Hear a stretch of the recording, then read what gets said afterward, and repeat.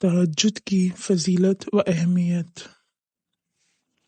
حضرت ابو ہریرہ سے روایت ہے کہ رسول اللہ صلی اللہ علیہ وسلم نے فرمایا کہ ہمارا مالک رب تبارک و تعالی ہر رات کو جس وقت آخری تہائی رات باقی رہ جاتی ہے تو آسمانی دنیا کی طرف نزول فرماتا ہے اور ارشاد فرماتا ہے کہ کون ہے جو مجھ سے دعا کرے اور میں اس کی دعا کو قبول کروں، کون ہے جو مجھ سے مانگے میں اس کو عطا کروں، کون ہے جو مجھ سے مغفرت اور بخشی چاہے میں اس کو بخش دوں۔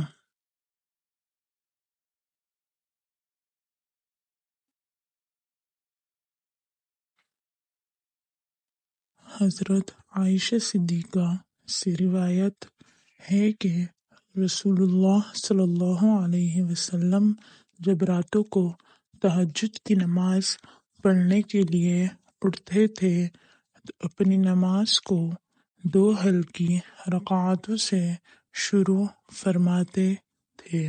مسلم۔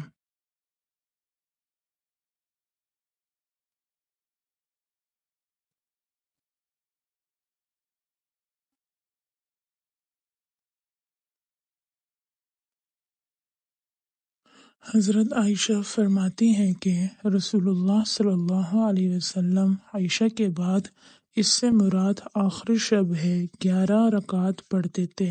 یہ تہجد اور وتر کی نماز تھی۔ پھر جب صبح ہو جاتی تھی 2 رکعت خفیف پڑھتے تھے۔ یہ صبح کی سنتیں ہیں اور اس سے معلوم ہوا کہ تہجد کی رکعتیں طویل ہوتی تھیں۔ پھر ذرا راحت لینے کے لیے اپنے داہنے کروٹ پر لیٹے رہتے تھے یہاں تک کہ مؤذن آ کر نماز کی اطلاع دیتے تھے۔ معارف الحدیث۔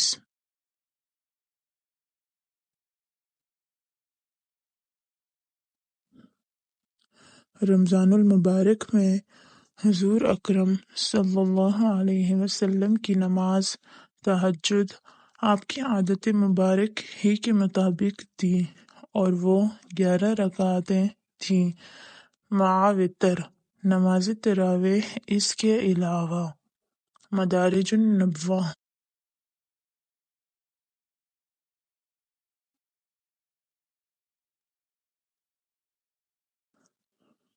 حضرت عائشہ سے ایک طویل حدیث میں روایت ہے کہ جب رسول اللہ صلی اللہ علیہ وسلم کا تہجد بے وجہ سو رہنے یا کسی درد یا مرض کے سبب ناغہ ہو جاتا تو آپ کا دن میں بطور اس کی قضا کے 12 رکعت پڑھ لیتے تھے۔